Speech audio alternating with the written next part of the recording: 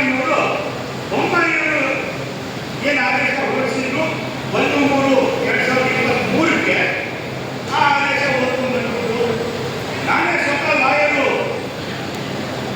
Next agreement ಈ ಆದೇಶದ ಪ್ರಕಾರ 1/3/27ಕ್ಕೆ ಅಂದ್ರು. ನಾವೇಳಿದ್ವಿ ನೀವು ಯಾಕೋ ಏಪ್ರಿಲ್ 15ನೇ ತಾರೀಕು ಹೇಳಿ ಮರ್ತೋಗಿದೆ, ನಾವು ಜ್ಞಾಪಿಸ್ತೀವಿ ಅಂತ ಹೇಳಿ ಆಗಸ್ಟ್ 5ರಿಂದ ನಾವು ಮುಷ್ಕರ ನೋಟಿಸ್ ಕೊಡ್ತೀವಿ. ಆ ಮುಷ್ಕರ ನೋಟಿಸ್ ಕೊಟ್ಟ ಮೇಲೆ ಹಿಂದಿನ ದಿವಸ ಆಗಸ್ಟ್ 4ನೇ ತಾರೀಕು ಅವರು ಸಭೆ ಕರೆದು ಏನು 14 ತಿಂಗಳ ಒಂದು ಇದಿತ್ತು, ನಾನು ಕೊಡ್ತೀನಿ ಅಂತ ಹೇಳಿದ್ರು. ಸೊ ಅದಾದಮೇಲೆ 26 ತಿಂಗಳು ಅಂತ ಹೇಳಿದ್ರು. ಆ 26 ತಿಂಗಳು ನಮ್ಗೆ ಒಪ್ಪಿಗೆ ಇಲ್ಲ ಅಂದ್ವಿ. ಆಮೇಲೆ ಅದನ್ನ ಸ್ಟ್ರೈಕ್ ಮಾಡಿ ಆಗಸ್ಟ್ 5ರಿಂದ ಆಗಸ್ಟ್ 4ನೇ ತಾರೀಕು ಇದನ್ನ ಏನು ಇಲ್ಲ ಅಂದ್ರು. ಅದಕ್ಕೆ 1/3/27ರಿಂದ 1/4/26ಕ್ಕೆ ಕೆಳಗಡೆ ಇರುತ್ತೆ. ಸೊ ಈ ವಿಚಾರದ ಬಗ್ಗೆ ಸಾರಿಗೆ ನೌಕರರಿಗೆ ಸ್ಪಷ್ಟವಾದಂಥ ತಿಳುವಳಿಕೆ ಬೇಕು.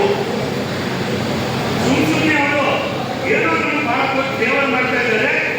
ಸಾರಿಗೆ ಸಚಿವರು ಅದೇ ಹೇಳೋದು, ನಿಮಗೆ ಗೊತ್ತಿದೆ ಅವರು ನಿಮಗೆ ಮೋಸ ಮಾಡಿದ್ರೆ ಅವರು ಯಾವ ಮೋಸನೂ ಮಾಡಿಲ್ಲ ಸ್ವಾಮಿ, ಕರೆಕ್ಟಾಗಿ ಮಾಡಿದ್ರು.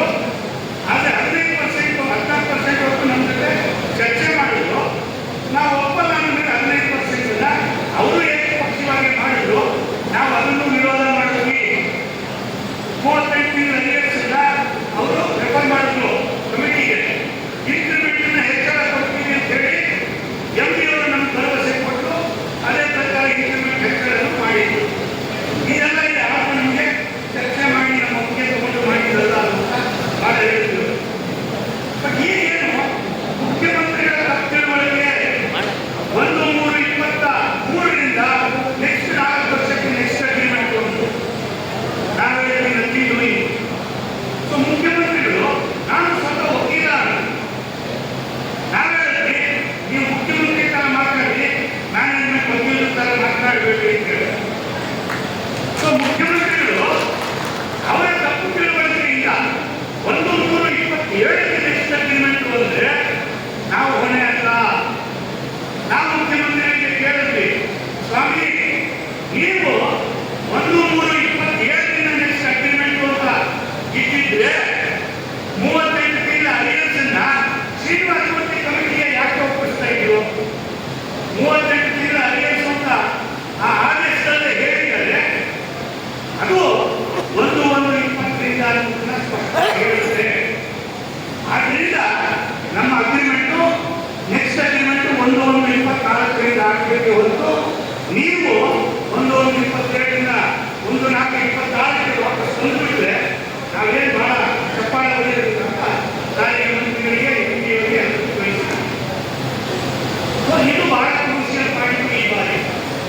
ಅವರೇನು ಮಾಡಿದ್ರು, ನಮಗೆ ಈ ಸಭೆ ನಡೆದಾಗ ಈ ಚರ್ಚೆ ನಡೀತಾ ಇದ್ದಾಗ ಮಾನ್ಯ ಮುಖ್ಯಮಂತ್ರಿಗಳು 4ನೇ ಸಭೆಯನ್ನು ನವೆಂಬರ್ 26ಕ್ಕೆ ಮಾಡಿದ್ರು.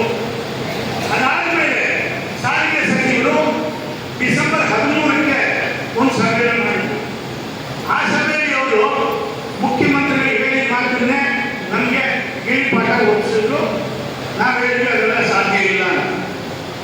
ಅದಾದ್ಮೇಲೆ ಎದ್ಬಂದು ಎಕ್ಸ್ಪೆಕ್ಟ್ ನಾವು ನಮ್ಮ ಫೆಡರೇಷನ್ ಸಭೆಯನ್ನ ಡಿಸೆಂಬರ್ 29, 30, 31, 2 ದಿವಸ ಮೊದಲು ಸಾರಿಗೆ ಸಚಿವರು ನಾವು ಕಮ್ಯುನಿಸ್ಟ್ ಪಾರ್ಟಿಯಿಂದ ಡೆಲಿಗೇಷನ್ ಹೋಗಿ ಅವರು ಕೆಲವು ಪ್ರಸ್ತಾವನೆಯನ್ನು ಕೊಟ್ಟರು.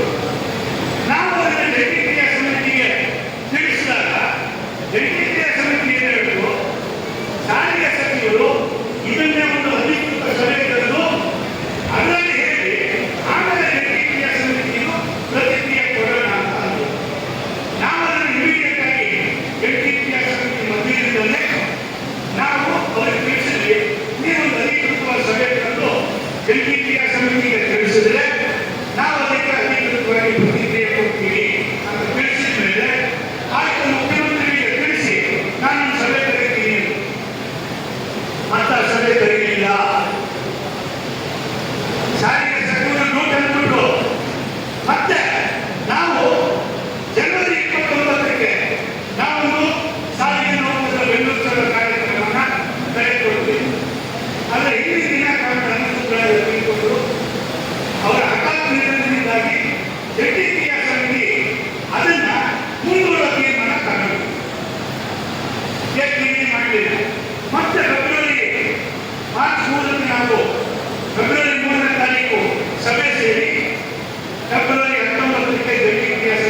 ನಿಲ್ಲಿಸಿರೋ ಕಾರ್ಯಕ್ರಮನ ಮತ್ತೆ ನಾವು ಚಾಲನೆ ಕೊಡ್ತೀವಿ.